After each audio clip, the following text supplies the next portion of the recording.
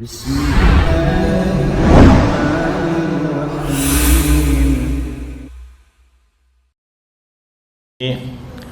man tabi'ahum bi ihsanin ila yaumiddin, amma ba'd. Kita lanjutkan pembacaan kitab Bulughul Maram. Padahal minggu lalu Bulughul Maram ya. Iya, lupa. Ya, insyaallah ada hikmahnya lah. Soal kalau iman lagi takutnya bosan juga tuh. Iman lagi. Ya kan, insyaallah.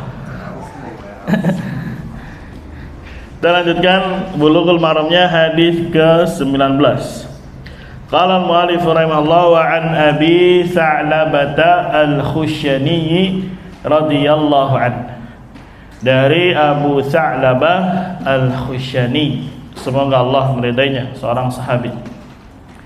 Qala, beliau berkata, qultu ya Rasulullah, wahai Rasulullah, inna, sesungguhnya kami, bi ardi qaumin ahli kitabin.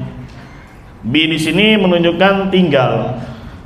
Kami menetap di satu kaum yang mereka ini adalah ahlul kitab, berarti Yahudi dan Nasara. Yang punya PDF-nya halaman 129 juga.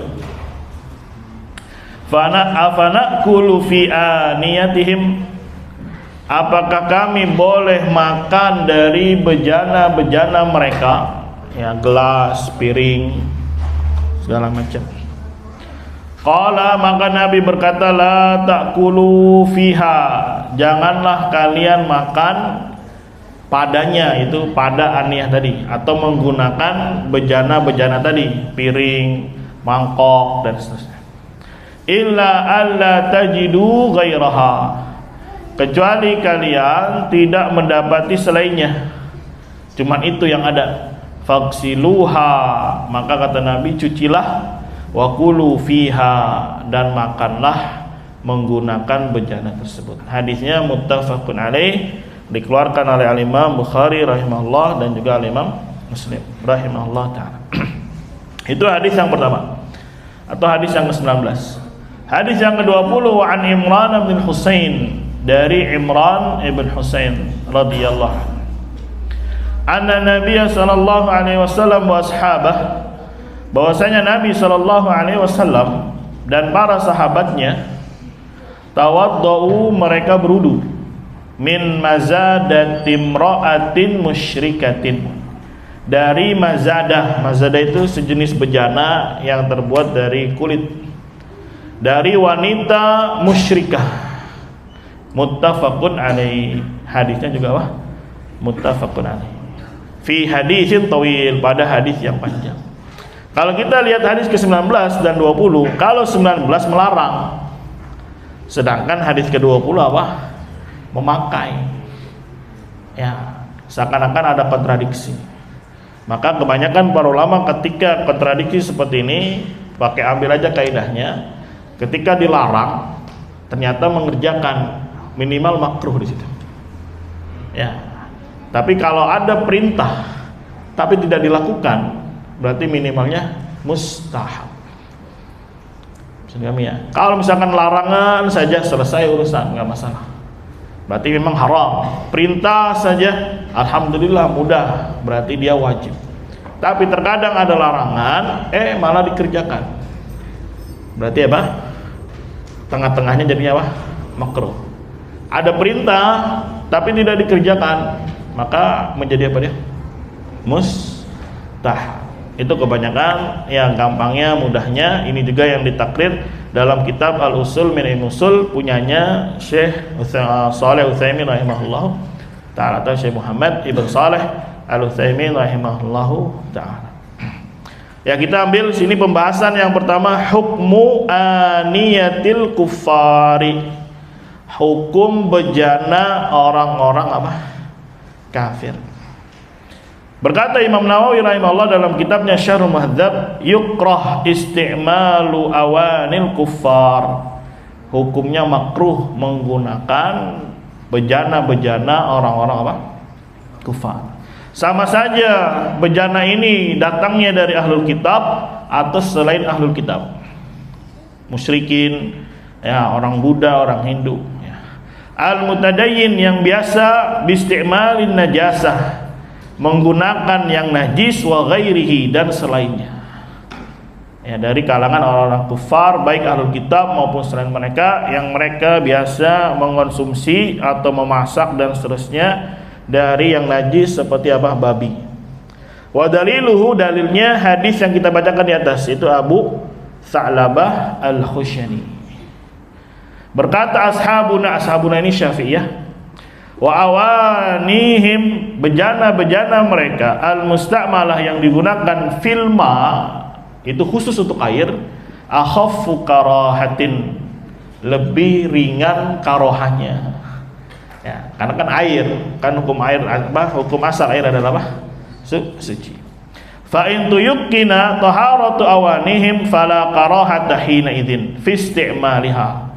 Kalau sudah dipastikan yakin akan kesucian bejananya, maka tidak ada yang namanya makruh, ya, ketika itu untuk menggunakannya. Jadi sebetulnya tinggal dilihat bendanya ada nggak najisnya.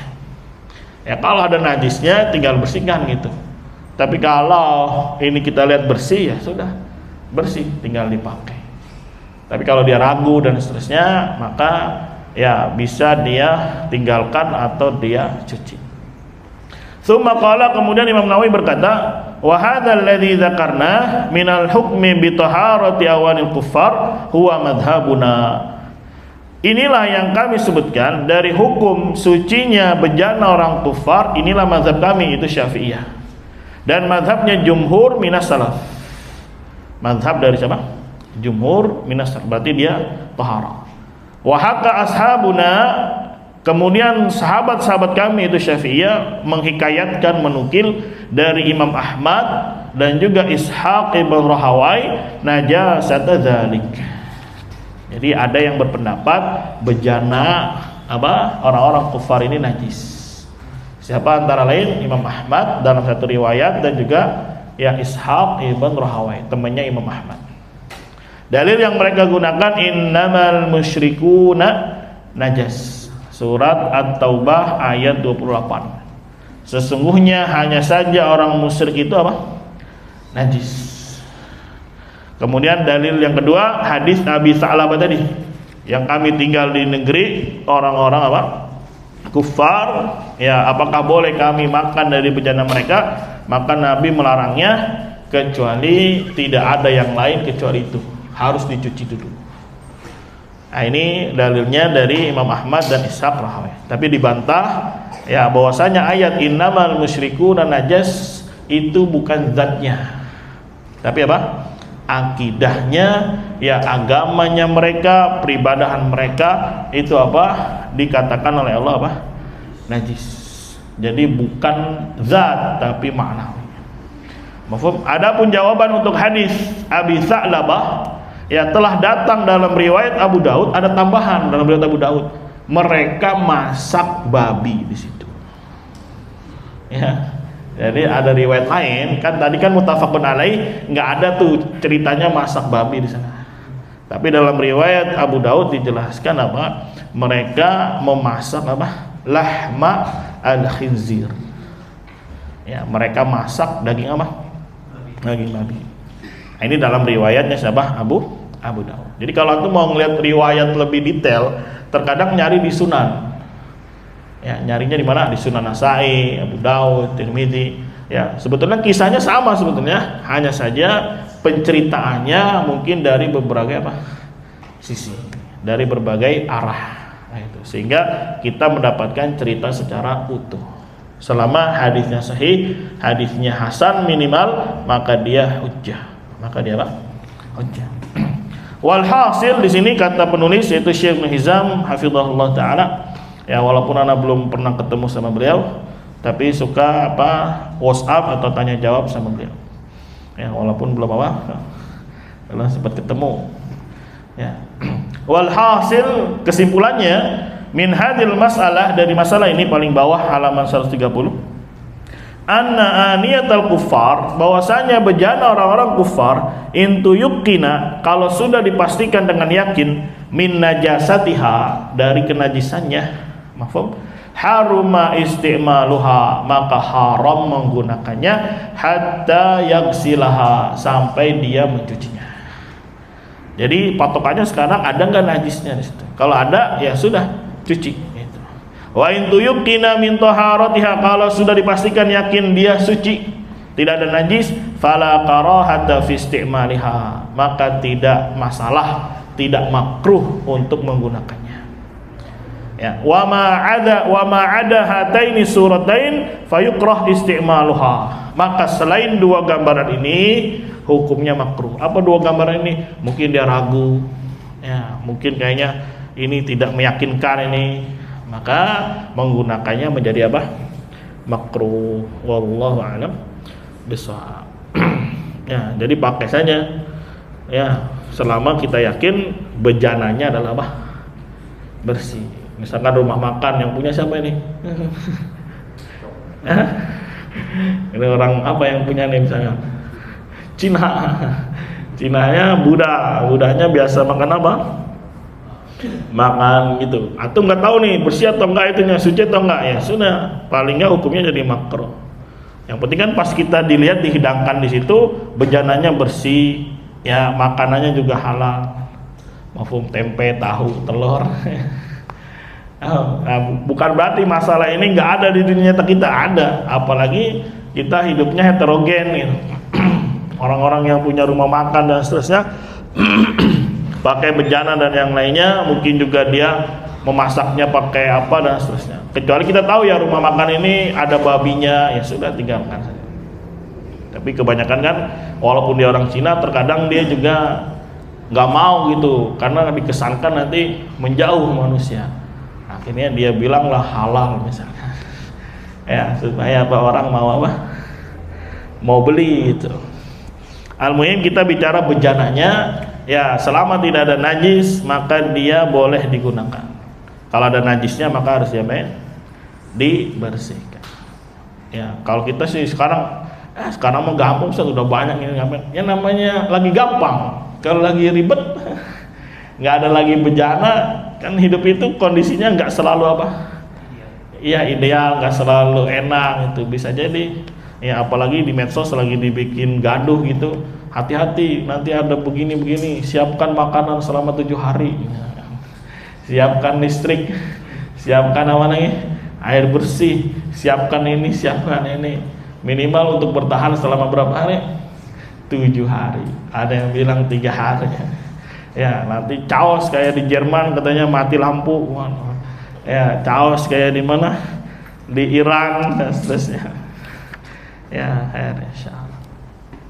Jadi ya itu masail yang pertama tentang aniyah orang kufar. Maka kesimpulannya selama dia yakin itu adalah suci maka boleh digunakan. Tapi kalau dia yakin itu najis maka wajib dia dibersihkan. Selain masalah ini maka ya makruh untuk digunakan. Wallahu a'lam bishawab. Kita lanjutkan qala al-mu'allif rahimallahu an Anas bin Malik radhiyallahu anhu, dari Anas bin Malik semoga Allah meridainya, anna qadahan Nabi sallallahu alaihi wasallam inkasara, bahwasanya qadah itu ya sejenis bejana punya Nabi inkasara, pecah atau somplak gitu atau retak. Kasara bisa pecah, bisa retak. Fattakhadha makana asy-sya'bi silsilatan min fiddah, maka beliau menjadikan tempat sya'bi itu cabang, berarti pecah. Yang pecahnya silsilatan min fiddah. Ya silsilah itu seperti rangkaian atau rantai dari apa namanya perak. Jadi kan kalau retak itu kan kayak dilas gitu, jadi kayak rantai gitu. Nah, itu namanya silsilah. Intinya yang retak ini ditambal. Karena ada larangan hadis minum dari fiddah, minum dari apa? Ya emas dan seterusnya. Karena pada hakikatnya dia sedang menaruh, ibaratnya memanaskan ususnya itu dengan api. Karena itu untuk orang-orang apa? Kufar di dunia. Nah, gimana kalau bejananya ini pecah? Ya, maka yang paling bagus ditambalnya pakai apa ya? Fiddah. Apakah boleh? Nah, itu. Maka di sini kita bahas at-tadbib bil fiddah. Tadbib itu menambal. Ya, menambal bejana menggunakan apa? Perak. Qala Ibnu Qudamah rahimahullah dalam kitabnya Mughni, wa jumlatu dzalik itu kesimpulan. Anna dhabba itu menambal minal fiddah dari perak tubahu dibolehkan bisyurutin dengan syarat. Ahaduha yang pertama antakuna yasiratan sedikit. Jadi dibandingkan bejananya mungkin dia segaris doang karena yang retak. Ya, kalau yang tukang gini keprek itu tukang apa itu? Tambal patria. Itu namanya pakai apa dia? Pakai timah ya. Ya, kalau pakai fiddah kemahalan ya. Adzani antakuna minal fiddah. Ya, harus pakainya perak, jangan emas. Ya, kalau emas kemahalan ya. Ya, harus pakai fiddah. Fa amma dzahab, adapun emas fala yubahu, maka dia tidak dibolehkan. Wa qaliluhu wa katsiruhu haram, baik sedikit maupun banyak hukumnya haram. Asalis yang ketiga ayakuna lihajatin, karena memang ada hajah. Ya misalkan dia enggak punya bejana kecuali ini doang. Kalau punya banyak mah gampang tinggal dibuang. Tapi kalau cuma itu aja, ya sayang atau mungkin kenangannya banyak dan seterusnya. Rusak biasa dia pakai. Ini menunjukkan bahwasanya Nabi Muhammad SAW di rumahnya itu barang perabotannya mah sedikit. Ya, bahkan terkadang di rumahnya tidak ada makanan kecuali aswadatan. Dalam hadis disebut aswadatan, dua yang hitam. Apa dua yang hitam? Air dan kurma. Kan air putih ya, karena kalau digabung jadinya warnanya hitam. Ya, nanti di bahasa Arab itu namanya taglib, mengalahkan. Misalkan Abu Bakar sama Umar digabung jadinya Umaroin. Karena Abu Bakar sama Umar kira-kira yang lebih tegas, yang galakan hebatnya mana? Umar. Yang lebih pemberani lah. Kalau Abu Bakar kan lembut gitu kan. Ya, makanya ketika digabung Abu Bakar sama Umar namanya Umaroin. Matahari sama bulan. Kalau orang Arab bilangnya komaroin, dua komar. Kok bisa kalah matahari? Tahu kenapa itu? Tanya orang Arab tuh. Apa lagi? Misalnya dua ditaglib, dikalahkan. Ya, walidani apa? Walidatani. Walidani. Ini bukan dalil buat LGBT, dua bapak lebih baik. Ini bodohnya dia aja dalam memahami. Nah, sampai dibikin dua bapak lebih baik kata dia. Ta'ala Allah atau nasrul afiyah wassalam. Ya, semoga kita dilindungi oleh Allah dari fitnah tersebut. Mohon ya. Jadi walidani, dua bapak, maksudnya ayah dan ibu. Karena yang menang ayah sama ibu siapa?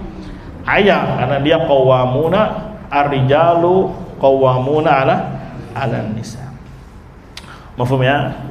Kita lanjutkan lagi. Ibnu Qudamah mengatakan termasuk orang yang membolehkan antara lain Sa'id ibn Jubair, seorang tabi'in, Maisarah, Zazan, Tawus, Imam Syafi'i, Abu Thawr, Ibnu Munzir, Ashabu Ra'i itu pengikutnya Abu Hanifah, wa Ishaq. Ya, bahkan mereka berkata dahulu Umar ibn Aziz kalau minum meletakkan mulutnya di tambalan perak tadi. Jadi bukan hanya boleh menambal, tapi menaruh tambalan perak tadi di mulutnya boleh. Ya, misalkan nih retaknya di sini kan, dia minumnya di sini. Ya, di sini. Itu dilakukan oleh siapa? Umar ibn Abdul Aziz, seorang khalifah sekaligus seorang ulama. Karena nanti ada yang bilang boleh ditambal, tapi jangan minumnya di sini. Jangan di tambalan, tapi minumnya di mana? Tempat lain. Ya, ini pun apa? Dan beliau juga menyebutkan beberapa lagi para ulama yang atau melarangnya, tidak membolehkan. Al-muhim di sini di halaman 133 kita ambil kesimpulan qultu, aku katakan, itu Syekh Ibnu Hizam, wal hasil kesimpulan mimma taqaddam anna dhabbah minal fiddah tubah, bahwasanya menambal dengan fiddah dibolehkan bisyurut, dengan apa tadi? syarat. Yang pertama tadi harus sedikit. Ya misalkan ini anggap 100%, paling segini doang, ambil mungkin berapa 5%-nya. Ya kalau misalkan 90% ya berarti bukannya bejana, itu memang fitnah itu. Ya, sedikit aja. Kemudian apa? Ya harus pakainya fitnah, nggak boleh emas. Perak. Ya, perak kan lebih murah ya. 1 gram berapa sekarang perak? Ada yang 36.000, ada yang 50.000. Ya. Tapi emang nggak enak kalau dipakai tangan cincin, gatel dia kan. Gatel nggak sih? Yang suka pakai cincin. Ya dulu sana pakai cincin dulu, cuman pakai yang fito, gatel kan. Jadi sering dilepas, akhirnya kelupaan, hilang sudah. Ya. Nah, yang ketiga apa tadi syaratnya? Hajah. Ada hajah, ada kebutuhan, karena mungkin dia nggak punya lagi, ya kalau beli mahal, ya atau apalah, ada hajah di situ, atau dia sayang sama bendanya. Ya, al-muhim apa yang kita punya dari perabot itu termasuk nikmat yang kelak akan ditanya itu. Ya, surat apa itu? Al-Maun yang terakhir. Wa yamna'unal ma'un, dan mencegah ma'un. Apa ma'un? Barang apa ya? Barang berharga atau barang yang ya al-muhim itu termasuk nikmat yang kelak akan ditanya. Makanya cukupkan saja perabotannya, nggak usah kayak zaman dulu kan punya rak khusus ya, naruh piring, naruh apa namanya, panci, dipakai mah kagak, diapain? Ya pernah kayak gitu zaman tahun 80-an kayaknya, itu 70-an lah. Bawahnya di ruang tamu punya apa? Rak besar itu ya. Nah, isinya nanti gelas. Itu nggak pernah dipakai, cuman buat apa dong? Buat pajangan, buat masak-masak besar mah nanti yang di dapur. Nah, itu termasuk perkara yang akan ditanya kelak di hadapan Allah Subhanahu wa taala. Begitu juga pakaian. Ya, terlalu banyak ini kita punya pakaian itu. Ya, itu nikmat yang akan ditanya nanti di hadapan Allah Subhanahu wa taala. Makanya Nabi ketika meninggal, apa yang ditinggalkan? Ya paling cuman ini hanya baju besinya dan yang lainnya. Ya, supaya memperingan apa? Hisab, memperingan apa? Hisab. Jangan suka mengumpulkan apa? Barang itu. Ya. Kalau ada manfaatnya ya tafadhol. Tapi kalau nggak ada manfaatnya lebih baik apa? Ya imma dijual, dirongsok, dihadiahkan. Coba kita di rumah punya baju berapa? Ya, yang akhwat tuh, yang mama tuh, ibu-ibu, kalau dibuka dibilang ya bingung nih mau baju apa nih, katanya pas dibuka lemarinya, nah ini baju semua. Ya, itu termasuk nikmat yang akan ditanya kelak di hadapan Allah Subhanahu wa taala. Ya. Mafhum. Al-muhim ya itu dibolehkan dengan syarat tersebut. Adapun yang tadi katanya boleh, tapi tidak boleh minum di mana tadi? Di tempat tambalnya, ya dibantah oleh Syekh Utsaimin, wasawab annahu laisa bimakruh. Ya, sebagaimana tadi fiilnya atau datang dari salaf yaitu Umar bin Abdul Aziz, boleh saja dia minum dari bekas apa? Tambalannya. Kalau gigi gimana gigi? Emas atau perak? Ya, ada dulu giginya yang pakai emas. Kalau zaman anak kecil dulu adalah orang-orang tua itu yang giginya pada ompong, kalau nampol pakai apa? Pakai emas. Emang enak ya? Ya, saya bin Bas pernah ditanya, boleh nggak nampol gigi pakai fiddah atau pakai apa? Pakai zahab. Ya, beliau menjawab kalau ada selain fiddah dan emas, ya itu lebih aula, lebih utama, karena untuk menghindari khilaf. Tapi kalau memang nggak ada juga, ya dulu memang ada sahabat Nabi yang ikut perang, kemudian hidungnya kebacok, copot hidungnya. Ya jadi tembus dari sini ke sini apa? Tembus. Itu aib. Akhirnya pakailah fiddah untuk menutupi aib ini. Fiddah itu perak. Nggak taunya malah gatel, malah bau busuk. Akhirnya dibolehkan sama Nabi untuk ganti emas. karena emas lebih apa? Lebih inilah pokoknya beda dengan apa? Fiddah. Ya karena memang di masa itu belum ada yang namanya mungkin apalah gitu zaman sekarang. Mafhum. Tapi kalau dari segi hajat selama ya mungkin itu doang solusinya nggak masalah. Tapi kalau ada yang lain maka itu yang lebih utama. Terlebih di masa ini begitu berkembang ilmu apa? Kedokteran. Ya, kalau orang dulu kan pakai emasnya di mana nih? Ya depan kan. Malu dia ompong. Makanya pakainya gigi apa? Gigi emas. Ya.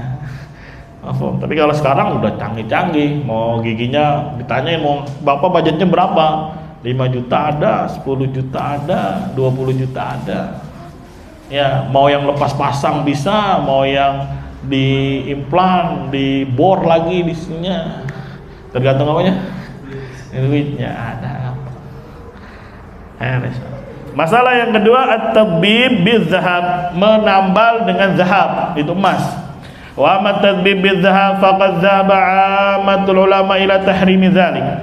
Adapun menambal dengan emas, maka kebanyakan mayoritas ulama berpendapat haramnya hal tersebut. Li'anna nas innama ja'a fil fiddah. Karena emas ini atau nas datang hanya berbicara tentang perak. Ya, walam yukhalif illal qalil min ahli ilm. Tidak ada yang menyelisihinya kecuali sedikit dari ahli ilm, wa huwa wajhun dhaif inda Syafi'iyah wal Hanabilah. Ya, jadi Syafi'iyah juga ada yang berpendapat boleh pakai emas, tapi ini pendapat yang lemah. Begitu juga Hanabilah pendapat yang lemah. Warraji wallahu alam adamu jawaz, tidak boleh kalau pakai apa? Emas. Karena mubazir juga nambel pakai emas. Mending beli yang apa? Yang baru. Emas 1 gram berapa? Sekarang 1 gram 1 juta ya? Hah? 2 sekarang? Mahal ya? Lagi turun ya? Udah 3? Belum ya? Waduh. Ya, yang punya emas Masya Allah tuh jadi kaya. Tapi inflasi juga ya sama aja. Ya, tapi kan namanya emas stabil. Daripada rupiah, daripada uang kertas. Ya, zaman dulu beli kambing zamannya Rasul berapa? Sekarang sama aja nilainya, nggak ada yang namanya perubahan. Kita lanjutkan hadis berikutnya. Qala al-mu'allif rahimahullah an Anas bin Malik radhiyallahu an, dari Anas bin Malik. Qala su'ila Rasulullah sallallahu alaihi wasallam anil khamr. Nabi sallallahu alaihi wasallam pernah ditanya tentang khamr. Tuttakhadhu khalla, boleh enggak dijadikan cuka? Qala la, kata Nabi tidak boleh. Akhrajahu Muslim. Dikeluarkan oleh al-Imam Muslim. Kalau ditanya kan kita lagi bahas tentang tohara, terus masuknya di aniyah, bejana apa hubungannya? Ya namanya orang mau bersuci, terkadang dia pakai apa? Bejana ini. Ya boleh nggak kalau bejananya ditambal pakai perak? Nah itu. Boleh nggak bejananya pakai punya orang kufar? Ya sekarang kan kita hidup lagi masa enak ya kan. Tapi kalau lagi masa genting, nggak ada bejana lagi. Anggap seperti itu. Jadi Islam itu ya agama yang melihat semua sisi, baik dalam keadaan lapang maupun dalam keadaan apa? Ya susah. Dan ini yang disebut dengan masalah-masalah istihadiyah. Kalau antum ragu di sini, kemudian nggak tahu mana yang harus dipilih, udahlah saya taklid sama ini aja, nggak masalah. Nggak masalah. Kalau masalahnya fikih seperti ini. Tapi kalau dalam masalah tauhid, dalam masalah akidah dia ragu malah bahaya. Maka dia menjadi nanti pembatal keislaman gara-gara ragu tadi. Jangan disamakan perkaranya. Tapi jangan dipahami juga kalau masalah fikih berarti tidak ada zahirah, tidak ada khafiyah, ada. Misalkan fikih salat, ada yang zahirah, yang nampak, yang jelas seperti wajibnya salat 5 waktu. Itu perkara terang atau tidak terang? Terang. Tapi kalau dia jahil tentangnya, bisa dapat dispensasi kalau baru masuk Islam. Kalau tinggalnya jauh sana di negeri orang-orang kufar, tidak ada kaum musliminnya. Kalau dia jahil kemudian mengkufurinya, mafhum, kondisi dia seperti ini masih bisa dapat dispensasi. Mafhum. Tapi kalau masalah tauhid, masalah syirik besar, ya walaupun dia tinggal di pedalaman, walaupun dia baru masuk Islam, tidak ada yang namanya dispensasi. Dipahami ya? Dan jangan dipahami juga berarti kalau masalah tauhid tidak ada yang masalah khafiyah. Ada juga. Ada yang zahirah juga, ada yang apa? Khafiyah. Bisa dipahami ya? Jadi di setiap lini ada yang zahirahnya, ada yang namanya khafiyahnya. Lagi kita bahas di sini. Ya, masalah pertama fa najasatul khamri, najisnya khamr. Nah, maksudnya khamr ini najis atau tidak? Terjadi khilaf. Zahaba jumhur ahli ilm ila najasatil khamr. Jumhur ulama berpendapat najis. Dalilnya innamal khamru wal maisir wal ansabu wal azlam rijsun. Yang disebut pertama khamr, dia adalah rijs, najis. Menurut mereka rijs artinya najis. Min amali syaitan, termasuk amalnya sama syaitan. Mereka juga berdalil dengan ijma', tapi ijma' ini ya dianggap tidak sah karena ada yang menyelisihinya. Al-muhim itu dalil yang mengatakan bahwasanya khamr itu najis. Dalilnya surat Al-Maidah ayat 90 dan ijma'. Tapi ijma' ini ada yang menyelisihi. Ya, dibantah oleh Imam Nawawi, ya wala yadhhar minal ayah dilalatun zahiratun. Ya, dalam ayat ini kata dia tidak nampak sisi pendalilan yang sangat terang. Kenapa? Karena rijs di sisi bahasa itu artinya qadar. Qadar itu suatu yang jelek, suatu yang kotor, suatu yang apa? Yang jijik gitu. Dan tidak mesti sesuatu yang jijik adalah apa? Najis. Ya, misalkan racun. Racun ini bahaya, racun ini apa? Ya, kotor dan seterusnya. Tapi apakah dia najis? Tidak. Ya, atau ganja, ya dia kotor, kozar, kotor, ya tapi apakah dia najis? Tidak. Ya, maka di sini dibawakan kalamnya Syekh Utsaimin, was-sahih annaha laysat binajasatin, bahwasanya khamr itu tidak najis. Dalilnya yang pertama hadis Anas dari Bukhari Muslim, bahwasanya khamr tatkala diharamkan manusia keluar dan menuangkan khamr di pasar-pasar. Ya, sedangkan pasar kaum muslimin tidak boleh ya dijadikan tempat najis. Ya, bahkan dilalui oleh orang ketika sudah dituangin, dilalui, diinjak-injak, ya tidak ada satupun mereka mencucinya. Ini menunjukkan bahwasanya khamr ini apa? Tidak najis. Suci dia, tidak najis. Tapi bukan berarti suci boleh diminum, enggak? Ya. Teh kotok najis atau tidak? Ini hewan yang bisa dimakan, najis tidak? Ala qaul yang bisa dimakan hewannya berarti tidak apa? Najis. Tapi apakah ya bagus ya bau? Ya walaupun nggak najis tapi dia apa? Bau. Jadi khamar wallahu alam yang rajih dia apa? Ya tidak najis. Tidak apa? Tidak najis. Ya ini kan khilaf nih. Ya, terus antum misalkan baca dalil, aduh yang mana ya? Ana ragu nih, najis atau tidak, najis atau tidak. Ya udah ana taklid dengan jumhur najis. Ya udah selesai. Antum pegang ini, ya antum punya pegangan kuat jumhur ulama. Enggak masalah dalam hal ini taklid. Tapi kalau dalam masalah ini kafir enggak, ana ikutin aja lah, enggak kafir lebih enak. Enggak bisa. Ya, bahkan malah bahaya ketika dia ragu tidak mengkafirkan orang yang melakukan syirik besar. Jangan disamakan. Abu Hanifah aja membedakan fikih akbar dengan fikih apa? Asgar. Fikih akbar masalahnya tauhid, akidah, pembatal keislaman dibahas sama beliau. Fikih asgar mulai dari tohara, ya, sholat, puasa, haji dan seterusnya. Yang pasti di dalamnya akan terjadi banyak silang pendapat. Tapi jangan dipahami berarti kalau fikih asgar ya boleh milih, enggak. Ada juga masalah zahirahnya. Puasa Ramadan wajib, nggak ada khilaf. Ya, sholat 5 waktu wajib, tidak ada khilaf. Mafhum? Turunannya ya banyak. Sholat berjamaah wajib atau tidak. Antum baca dalil nih. Yang mana nih? Udah anak ikut jumhur aja lah, mustahab. Ya terserah pegangan antum. Yang penting sholat nih. Ya jangan sampai nggak sholat. Karena jumhur berpendapat sholat berjamaah di masjid hukumnya apa? Mustahab. Anak pilih jumhur aja Ustaz. Ya khair insyaallah. Semua ada tanggung jawabnya nanti di hadapan Allah Subhanahu wa taala. Ya masalah safar, gimana nih safar nih? Ya apakah sepanjang dia safar boleh jamak qasar ataukah ada batasan waktu? Kalau jumhur mengatakan 4 hari. Ya sudah pilih jumhur aja 4 hari. Berarti boleh menjamak qasar sebanyak 4 kali 5, 20 sholat. boleh dia. Selebihnya ya nggak boleh dia. Kayak pendapatnya siapa? Jumhur ulama. Ya tapi jangan cari yang enak-enak terus ya. Bahkan ada ancamannya, barang siapa yang mencari rukhas para ulama, keringanan-keringanan para ulama, tazandak akhirnya, zindiq. Ya, ini lebih parah lagi. Dulu ada ikhwah ya, masalah nazar, ngelihat perempuan mau nikah, mau apa namanya? Ya, kan sebelum akad, sebelum lamaran ngapain dulu? Nazar. Akhirnya cari aqwal ulama. Wah, Ibnu Hazm dan yang lainnya berpendapat boleh dilihat semua. Waduh. Gue pakai ini nih. Akhirnya saya mau nazar tapi pakai bikini. Waduh.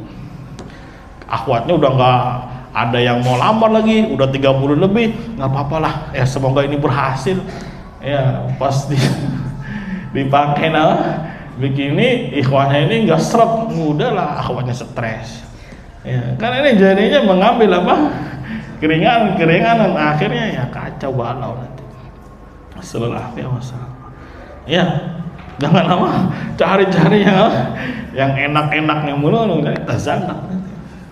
Tazanak ya zindiq, mengambil sesuatu yang apa ada penyimpangan di dalam. Mafhum. Ya kan nazar, lafaznya umum, yang penting melihat, apa yang dilihat apapun. Waduh, repot nanti. Ya namanya yang dilihat yang dia biasa dilihat di keluarganya, wajahnya. Atau paling beratnya rambutnya, selesai sudah. Ya, dan lihat bagaimana salaf dulu mengamalkan. Bahkan ada tradisi dulu kalau misalkan kayak di Yaman saja nazar itu, ya perempuannya datang buat teh. Ya, pakaian baju biasa, baju rumah. Datang silakan suguhkan. Udah nazar gitu aja, nanti perempuannya udah masuk lagi.